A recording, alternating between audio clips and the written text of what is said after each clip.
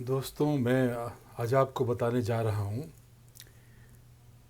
वो समय जब विकास गोष्ठियाँ होती थीं। ये शुरुआत बसपा सरकार में हुई थी। विकास गोष्ठियों में जो समीक्षा होती थी विकास की, वो अपनी जगह, लेकिन गोष्ठियों के पश्चात जो अधिकारियों के विरुद्ध निलंबन की कार्रवाई होती थी, उसको देखने से स्पष्ट होता था कि सरकार के मंशा के विरुद्ध यदि किसी ने कोई काम किया है या किसी बड़े नेता ने उसकी शिकायत की है, तो उस अधिकारी को इससे विकास के नाम पर, विकास में पीछे काम के नाम पर, पीछे होने के आधार पर निलंबित किया जाता था।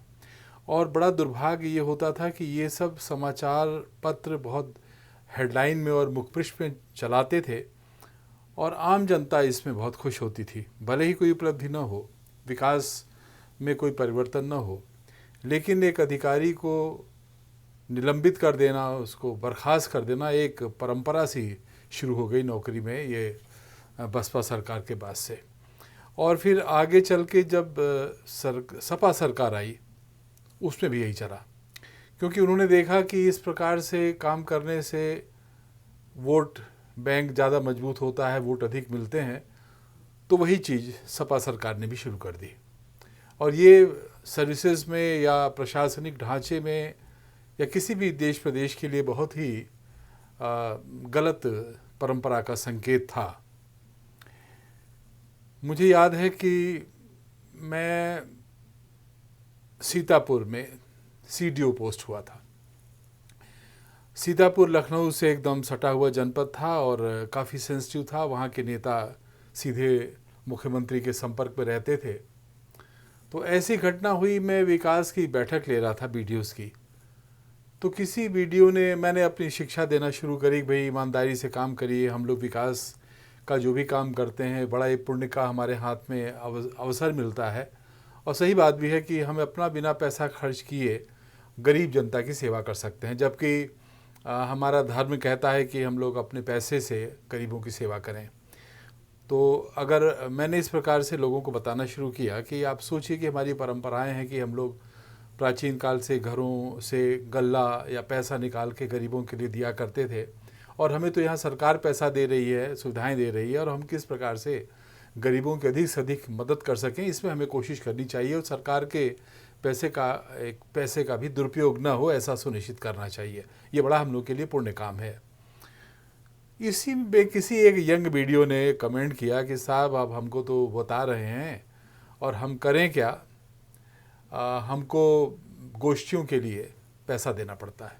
तो मैंने फिर उस समय तो बहुत, चूँकि सभी वीडियोस बैठे थे और अधिकारी बैठे थे, मेरा ज़्यादा पूछना ठीक नहीं था, मैं भी सन्न हो गया उनकी बात से। मैंने मीटिंग के बाद उनको वीडियो को बुलाया।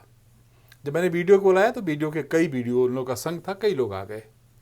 बोले साहब जो ये बात कह रहे हैं वो सही बात है, आप सुनिए अलग से, हम सामने नहीं बोलना चाहते। हमने पूछा, उन्होंने बताया कि वहाँ पे एक एक्स मंत्री हैं, वो हर ब्लॉक में गोष्ठियाँ करते हैं, पार्टी की मीटिंग करते हैं, उसमें वीडियोस से 20-20 हज़ार रुपये का चंदा लिया जाता है, और वीडियो नहीं देते हैं तो उनको धमकी दी जाती है। और वो इतने सशक्त हैं, एक्स मंत्री हैं रूलिंग पार्टी के, कि अगर उनका नहीं सुना जाएगा तो नुकसान होगा।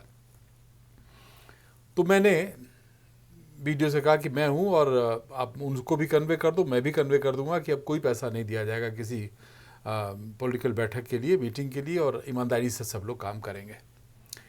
तो ये मैसेज मेरा उन तक पहुंचा। वीडियोस ने कहा होगा, लोगों ने कहा होगा, पत्रकारों को भी मालूम चल गया था, और सब देख रहे थे क्या होगा, क्योंकि एक नई चीज़ थी। पहले कोई सीडीओ इस प्रकार से न बोला था, न बोलने की हिम्मत करता था। इसी बीच एक और घटना चक्र हुआ कि उस समय के मैंने आपसे पहले भी बताया था कि हम लोग जब नौकरी शुरुआत करते थे तो हम लोग आर्ट्स के स्टूडेंट्स होते थे, और इतिहास के बारे में पढ़ के, हिंदी के बारे में, संस्कृति के बारे में पढ़ के, हम लोग भारतीय परंपराओं के बारे में पढ़ के ज्ञान बढ़ता था, और उसके आधार पर हम लोग कंपटीशन में बैठ के सर्विसेज में आते थे। इधर क्या हुआ कि इंजीनियरिंग करके जो साइंस के स्टूडेंट्स हुए या मेडिकल के स्टूडेंट्स हुए, उन्होंने भारतीय इतिहास नहीं पढ़ा, भारतीय संस्कृति के बारे में नहीं पढ़ा, परंपराओं के बारे में जो एक सब्जेक्ट डिटेल होता था नहीं पढ़ा। पारिवारिक पृष्ठभूमि अच्छी है तो ठीक है, अदरवाइज़ उन्होंने सीधे इंजीनियरिंग करी, मेडिकल करी और तकनीकी रूप से वो कंपटीशन में स्कोर करके आ गए, IAS बन गए और तुरंत नौकरी मिलते ही उनको किसी प्रकार से CDO 2 साल, उसके बाद DM बना दिया जाता था। उनमें बड़ा एरोगेंस होता था, एरोगेंस इन द सेंस कि वो भावना उनमें नहीं होती थी, और भावना होती थी तो बड़ी निगेटिव होती थी, कोई एक सकारात्मक सोच नहीं होती थी।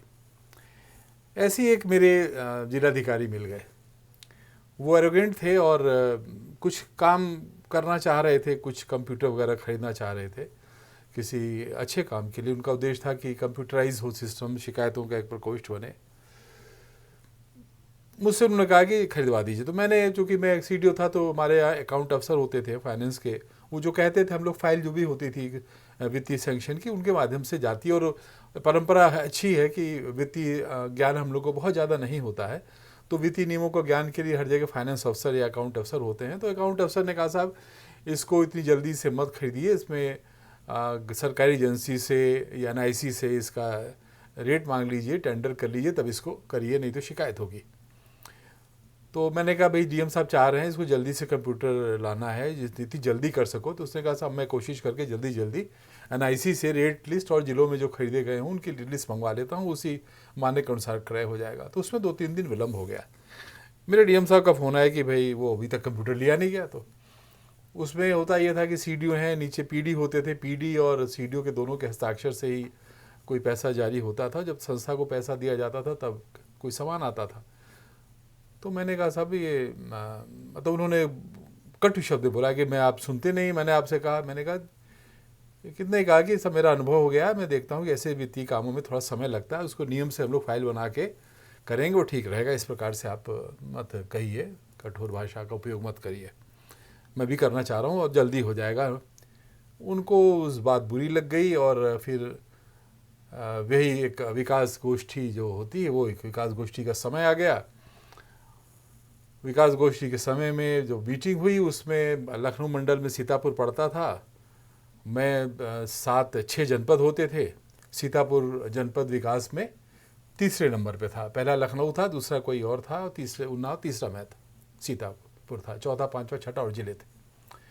तो मीटिंग में बात हुई और प्रशंसा भी की गई कि हाँ भाई अच्छा काम है सीतापुर का, सब कुछ लखनऊ मंडल सर्वश्रेष्ठ था, उसमें सीतापुर।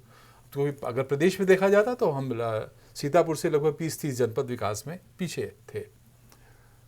विकास का टारगेट होते थे, उसमें लक्ष्य विभागों को दिए जाते थे, वो CDO के हाथ में भी नहीं होते हैं, और विभाग को तेज़ी से करवाना होता है, सड़कें बनाना, हैंडपम्प लगवाना, और जो पैसा जाता है अभी का निर्माण के लिए किसी विभाग में उसमें पड़ा रहता है, अभी वो अपना टेंडर करता है, क्रय करता है, तो वो ट्रेजरी में पैसा पड़ा रहता है।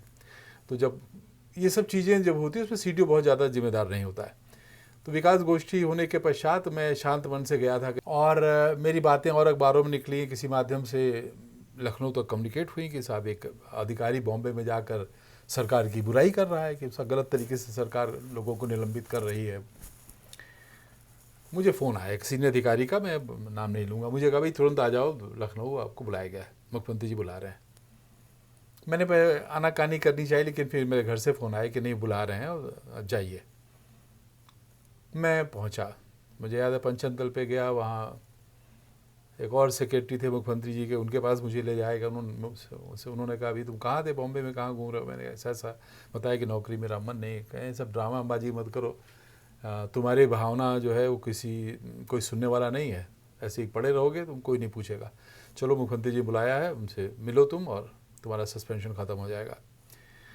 तो उनकी बातें मैंने मानी, सीनियर थे, उन्हें समझाया, मैं गया। मुख्यमंत्री मुलायम सिंह जी थे पंचम दल पे, उनके पास गया और उन्होंने मुझे देखते ही वो उनके साथ जो मेरे साथ अधिकारी थे, सेक्रेटरी थी श्री आनंद मिश्रा, उनको देखा, समझ गए कि ये रमेश मिश्रा ही होगा।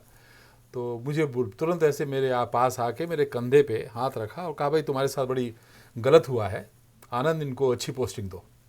तो उस समय मुझे मेरा जितना भी ग्रस्त था और व्यथा थी मेरे मन की, एकदम समाप्त सी हो गई। मुझे लगा कि देवदूत के रूप में ये व्यक्ति आए मुलायम सिंह जी, और उन्होंने मेरे कंधे पे हाथ रख के ये स्वीकार किया कि हाँ गलत हुआ तुम्हारे साथ।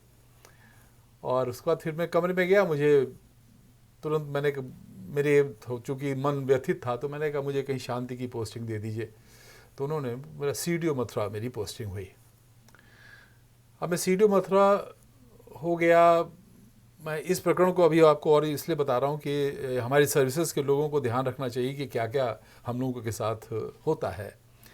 हमारे सीनियर लोग कैसे हमारे साथ अन्याय करवा देते हैं और कैसे राजनीतिक लोग हमें गलत तरीके से फंसा के इस प्रकार से हमारे खिलाफ कार्रवाई करते हैं। तो मैं मथुरा पोस्टिंग रहा, 2 साल रहा और अच्छे से काम हुआ, मेरी प्रशंसा भी हुई। वो मथुरा पोस्टिंग के बारे में बताऊंगा, लेकिन मैं आपको ये बता रहा हूँ कि जब वो मेरा सस्पेंशन हुआ और मेरा रेजिस्ट्रेट में कर दिया गया, उसे कई महीने तक मुझे, मैं भूल गया कि रेजिस्ट्रेट हो गया था। 1-2 साल बाद मुझे फ़ोन आया अपॉइंटमेंट से, साहब वो आपका सस्पेंशन ऑर्डर तो हुआ था, फिर आप बहाल हो गए थे, लेकिन आपके खिलाफ कार्रवाई अभी लंबित है। तो हमने कहा वो क्या है? उन्होंने कहा साहब आपको चार्जशीट दी जानी है, आरोप पत्र दिया जाना है, चार्जशीट, और उसका आपको जवाब दिया जाना है। उसके बाद ये कार्रवाई खत्म होगी, नहीं तो अगले प्रमोशन में आपको दिक्कत होगी, प्रमोशन नहीं हो पाएगा, सीनियर स्केल में दिक्कत होगी।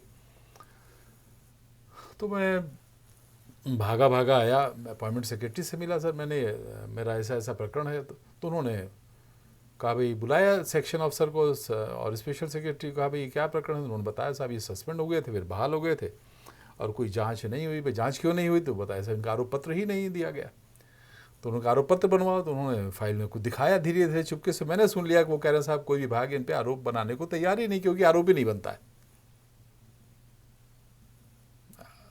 मैं धीरे से फिर ख़त्म हुआ, मैं बाहर निकल के आया उनके साथ। मैंने पूछा मैं क्या करूं यार? बोले साहब वो सब सचिव साहब उसको जवाब दिए नहीं। मैंने उनको बता दिया आप पे आरोप पत्र को विभाग दे नहीं रहा है, बना नहीं रहा है। तो आरोप पत्र नहीं बनेगा तो साहब आप जांच कैसे होगी, आप जवाब कैसे देंगे और प्रकरण ख़त्म कैसे होगा? तो आरोप पत्र तो बनना ज़रूरी है। तो मैंने कहा मैं करूँ क्या? तो बोले साहब वो 20 सूत्री कार्यक्रम विभाग एक है बापू भवन में, और एक इंदिरा विकास कुछ ऐसे विभाग था। तो 2 विभाग हैं साहब जो समीक्षा करते हैं विकास की, उन विभागों में जाके अपना आरोप पत्र बनवाइए आप। साहब मैं चला गया वहाँ पे। तो 20 सूत्री कार्यक्रम विभाग भी, और वो एक और विभाग था, उस विभाग में भी गया मैं। स्पेशल सेक्रेटरी से, जो सेक्शन अफसर से, ज्वाइंट सेक्रेटरी से, सबसे मिला। मैंने कहा सर मेरा ऐसा कैसा वो आरोप पत्र आपका देखा गया, चिट्ठी आई थी, लेकिन कोई आरोप बनता नहीं, तो बनाए कैसे? आपका आरोप पत्र बनेगा तो आपके पीछे लगभग 27 PCD और हैं, उनके खिलाफ भी कार्रवाई होनी चाहिए, उनका तो और पीछे खराब कार्य है। और आपके 4 जो आरोप आप पे हैं कि हैंडपम्प नहीं लगे, विकास कार्य में, प्रगति विकास कार्य में कोई प्रगति ढीली, कोई मानक हो गई कौन से विकास कार्य में, और ट्रेजरी में पैसा पड़ा हुआ, वो भी आपके मद में नहीं, वो शिक्षा मद में है, वो DIS और BSA को खर्च करना होता है, वो भी आपके हाथ में नहीं है। तो आरोप पत्र कोई बन नहीं सकता, हम लोग नहीं बना सकते। तो वो दूसरे विभाग में क्या, उन्होंने भी यही जवाब दिया।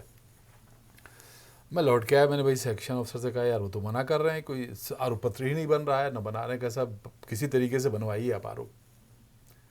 आप सोचिए कि मैं करूं क्या? फिर मैंने सेक्शन अफसर से कहा, उसने UDA था बेचारा, वो बोला सर आइए मेरे साथ बैठिए, मैं आरोप पत्र बनाता हूँ। उसने आरोप पत्र ऐसे बना दिया, यही जो सस्पेंशन ऑर्डर में लिखा था कि प्रगति ये प्रगति, यही बना के आरोप पत्र चारों उसने मुझे दिए कि साहब ये बन है, अब इस पर आप जाके और 20 सूत्री विभाग के स्पेशल सेक्रेटरी से साहब इसी को भिजवा दीजिए। मैं लेके गया, मैंने बताया भाई अपॉइंटमेंट ने बनाया ऐसे बना के भेजो। तो बेचारे उनको दया आई कि इतने दिन से परेशान है ये, मैंने कहा मेरा प्रमोशन नहीं होगा। तो उन्होंने कहा ठीक है। तो वो मेरा जो बना के ले गया था वही आरोप पत्र उन्होंने बना के भेजा। फिर वो आरोप मुझे मिला, मैंने आरोप का जवाब दिया। वो याद है मुझे, आरोप का जवाब जो, हाँ उसमें जांच अधिकारी नियुक्त विभाग ने जांच अधिकारी बनाया कमिश्नर लखनऊ को। तो मैंने कमिश्नर लखनऊ से वो आरोप पत्र मुझे मिला जो मैंने बनवाया था। फिर वो आरोप पत्र का जवाब मैंने दिया। कि जवाब दिया तो कमिश्नर के पास फाइल गई होगी, उन्होंने कहा भाई ये तो आरोप ही कुछ नहीं बनता है, और जवाब भी उसने जो दिया वो भी ऐसा लिख दिया कि मैंने लिख दिया कि मेरे साथ अन्याय हुआ है और मेरे ऊपर आरोप ही नहीं है बनते हैं। तो उन्होंने कहा भाई ऐसा जवाब इसने दे दिया है, इसको इसको जवाब कुछ ठीक करो। तो मुझसे कहा मेरे किसी एडिशनल कमिश्नर थे कि भाई ये जवाब आपने ऐसा दे दिया। मैंने कहा देखिए मैंने अब लिख के दे दिया, मुझे परेशान मत करो, जो आपको करना भाई किसे कर दो आप। तो उन्होंने फिर कमिश्नर साहब को कन्विंस किया होगा, जो भी किया होगा, फिर वो आरोप सब मेरे ख़त्म हुए और मेरा वो जांच 6-7 साल लगा जांच को ख़त्म होने में, और 6-7 साल में मेरा एक प्रमोशन में डिले हुआ, मेरा पे स्केल बढ़ना था वो बढ़ने में डिले हुआ। तो मैं ये आपको खाली बात ये बता रहा हूँ कि हम लोगों की नौकरी में जो अब स्थितियाँ बन गई हैं, बन रही हैं, वो बहुत अच्छी नहीं हैं और हम लोग को बहुत सचेत होकर काम करना है। तो पहला ये कि जो भी हम कार्य कर रहे हैं, अपने कार्यों को हम एक रिकॉर्ड के रूप में रखें कि कल कोई हम पे आरोप लगे तो हम उसका जवाब दे सकें। क्योंकि जब आप सस्पेंड हो जाते हैं या ट्रांसफ़र हो जाते हैं तो फिर आपकी कोई सुनता नहीं है, कागज़ आप नहीं देख पाते, कोई फाइल नहीं देता, कोई समय नहीं आपको देता है। और दूसरा ये कि जो नकारात्मक सोच का यदि आपका कोई बॉस हो तो उसके अंडर में काम मत करिए, ट्रांसफ़र करा के भाग जाइए, छुट्टी ले लीजिए, क्योंकि वो आपको पीड़ा देगा। ये 2 बातें मैं आपको इस मौके पे बताना चाहता हूँ और चाहता हूँ कि ये चीज़ें जो हैं, मैं इसमें किसी का मेरा व्यक्तिगत रूप से किसी को आक्षेप करना नहीं है इसका, और न ही किसी के प्रति मेरे मन में अब कोई विद्वेष है। मैं अवकाश प्राप्त कर चुका हूँ और शांति से मैं जीवन व्यतीत कर रहा हूँ। अधिकांश समय अमेरिका में बच्चों के साथ रहता हूँ, मेरे बच्चे बहुत सब अच्छे जगह हैं। तो मेरा इस भावना मेरी कोई किसी के विरुद्ध नहीं है। कोई अगर मैंने नाम किसी का लिया है तो वो भी कोई गलत उद्देश्य से नहीं लिया, एक आप अनुभव बता रहा हूँ, क्योंकि मेरा अधिकार है कि जो मेरे साथ हुआ है उसको मैं बताऊँ। और ये बात सही है कि मुझे सस्पेंड कर दिया गया, मेरा आरोप पत्र ही नहीं बन पाया कई वर्षों तक, और आरोप पत्र को भी किस प्रकार से मैंने ही लग के बनवाया, मैंने ही अपनी जांच करवाई। तो ये स्थितियाँ देश में, प्रदेश में ब्यूरोक्रेट के साथ होती हैं। हम लोग सोचते हैं कि हाँ हम लोग IAS हैं, PCS हैं और बहुत स्ट्रांग हैं, ऐसा नहीं है। इस सिस्टम ने हम लोगों को सही काम करने वालों के लिए बड़ी समस्या है। जो गलत काम करके मैनिपुलेट करके सब अधिकारियों को खुश करते हैं, नेताओं के संपर्क में हमेशा रहते हैं, उनसे खुश करते हैं, वो तो सुखी हैं। लेकिन यदि आप सीधे काम कर रहे हैं और अपना समय व्यर्थ नहीं कर रहे हैं नेताओं के, अधिकारियों की चापलूसी में, तो आपको कभी न कभी इस प्रकार के झटके मिल जाएंगे। तो वही मैंने कहा कि सचेत होकर काम करिए, और जो नकारात्मक प्रवृत्ति के अधिकारी अगर ऊपर हैं तो उनके अंडर में आप लोग काम न करिए, ये मेरी राय है। मैं अपनी यही बात अपनी समाप्त करता हूँ सीतापुर की, और फिर आगे मैं अगले एपिसोड में और जगह की बात आपको बताऊँगा। जय हिंद।